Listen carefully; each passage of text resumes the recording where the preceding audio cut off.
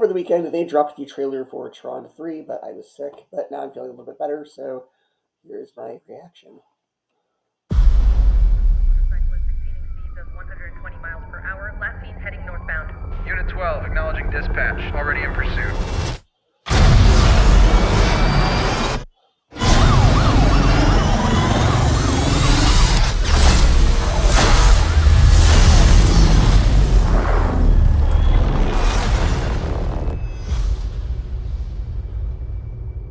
I'm looking for something.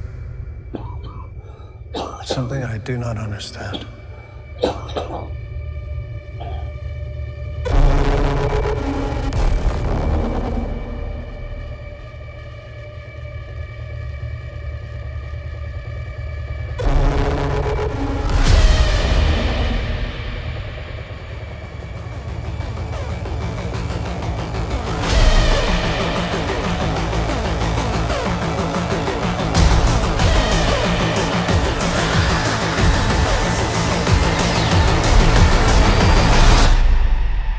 Ready?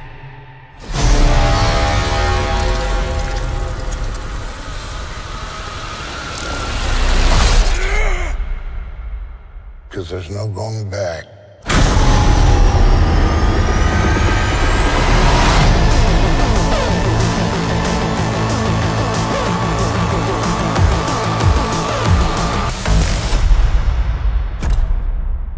Okay, so that was a good teaser trailer. It didn't show too much other than the tone of the trailer, which is good. So they did say when they announced this movie that the tone was going to be a lot darker than the other two Tron movies, and you can see a lot of that here, with colors black and red, right? That's very associated with the dark side, right? Like in Star Wars, right? So I love how they're going with that black and red color scheme, and of course the music choice is very different. That's why Daft Punk is not in this movie. It's because they're going with a darker sound because it's going to be a darker movie.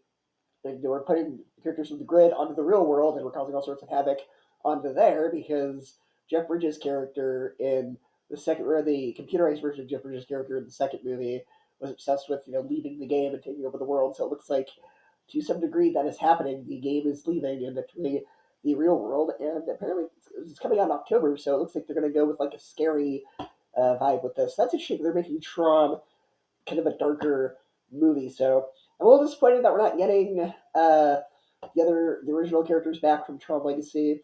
I'm a little disappointed going a different direction with this because there were a lot of plot threads that were in Tron Legacy that were not resolved. Like Cora, right? Is she in the real world now? Like, how does that work? You live in the game your whole life, and now you're living in the real world. How does that work? Of course, Jeff Bridges' character's son being the new head of Eddingham.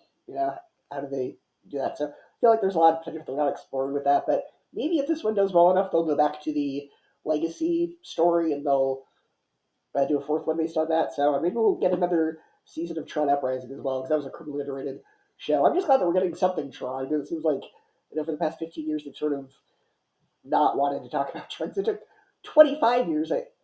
No, it took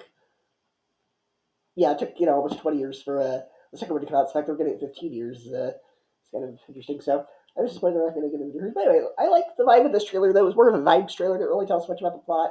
But I like the vibe they're going for. I'm definitely intrigued. Definitely excited to see where they take the story. Let me know what you thought of the trailer for Tron Ares.